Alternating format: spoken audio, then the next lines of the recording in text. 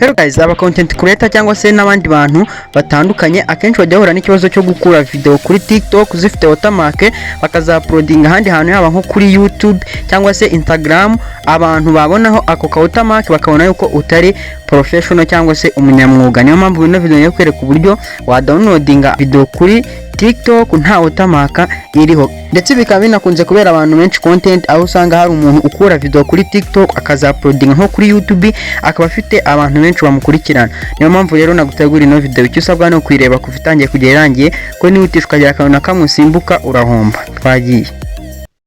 Rero application turi bukeneye hano ni application imwe ndetse na TikTok nyirizina. Icyo uri bukore rero uraza muri Play Store yawe cyangwa se App Store bitewe naho ukura ama application. Ushake application yitwa TikTok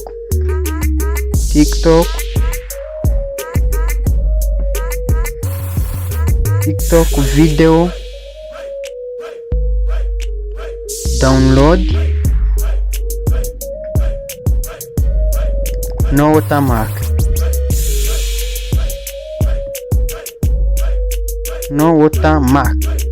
Okay. Dore ngiye uko iraba imeze, ngiyi ukuntu iraba yanditse, hanyuma uzuyikoreho.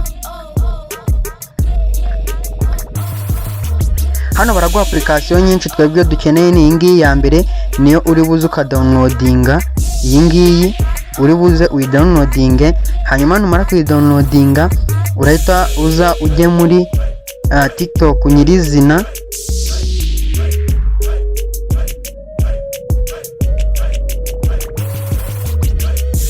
Urategerezaho gato kugira ngo TikTok ibanze ifunguke. Nimara gufunguka uri buze ushake video uri bukoreshe cyangwa se ujye kudownloadinga nta Watermark. Wenda urugero twebwe tuvuge tugiye kudownloadinga iyi ngiyi, niyo dukunze, niyo dushaka. Urahita ugenda ujye kuri kara kantu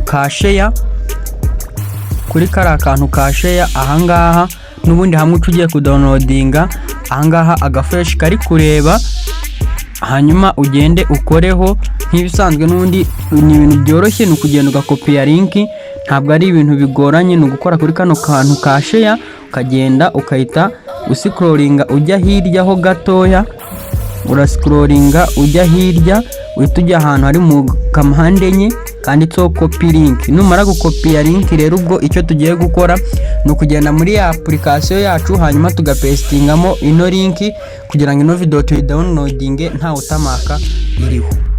Urabona yuko watugeze noneho baduhaye aho gupestinga ya link tuvuye gukopia kuri TikTok ya video tugiye kudownloadinga. Icyo ukora uraza ukayipestingamo neza witonze ku buryo nta kintu na kimwe uri buhindureho. Uraza ukajya kuri paste nk'uko ugabwa pestinga link zawe cyangwa se ibindi pestinga, hanyuma ukayipestingamo, ukahita ujya ahangaha ahantu h'umutuku handitse ngo download.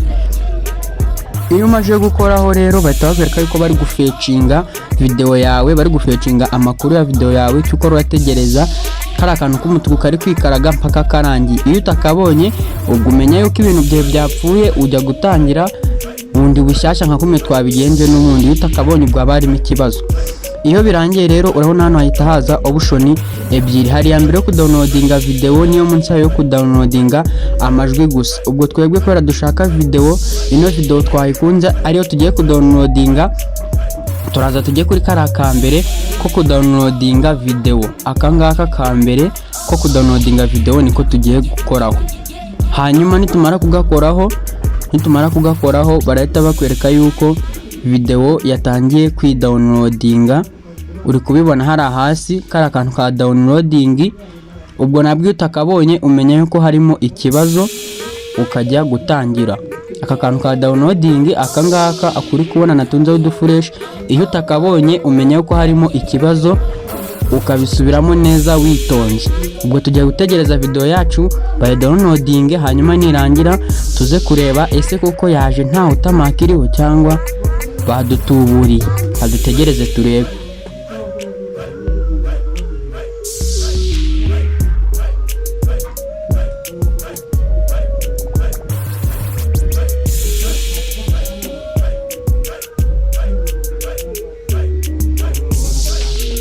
ngira ngo murabibona yuko video yacu rero yamaje kuba downloaded. Namwe uka video twakopiye link yayo kuri TikTok, dore ngiyi yamaje kuba downloaded. Ngiyi dore ngiyi hano munsi bahise bashyiraho n'agaterebye k'icyatsi kakwereka yuko yamaje kuba downloaded. Icyo ukora ni ukuba wagenda ukayireba muri file zawe, kuko nundi wayi downloadinze iba yamaje kujya muri file zawe, uraza ukayireba kugira ngo urebe koko ko Watermark yavuyeho.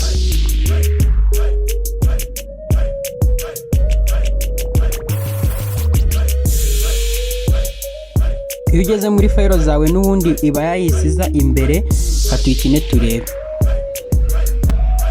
Wow, ngira ngo murabona yuko ka kantu ka TikTok kaza kuri video iyo wayi downloadinze hara hejuru cyangwa se hasi nta kariho kavuyeho neza. Video yacu ushobora kuba wayaploadinga aho ushatse ahariho hose, umuntu akaba atamenya yuko wayikuye kuri TikTok.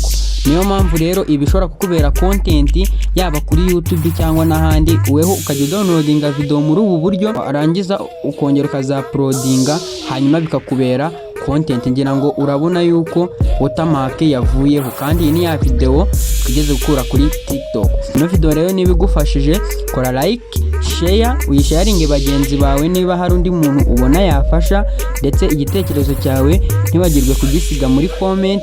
Kore subscribe, nawe wakoze subscribe ufungure inzogera kugira ngo tujye tubana umunsi ku munsi mu biganiro byacu bidashira. Ciao ciao, duhurire muri video ikurikira.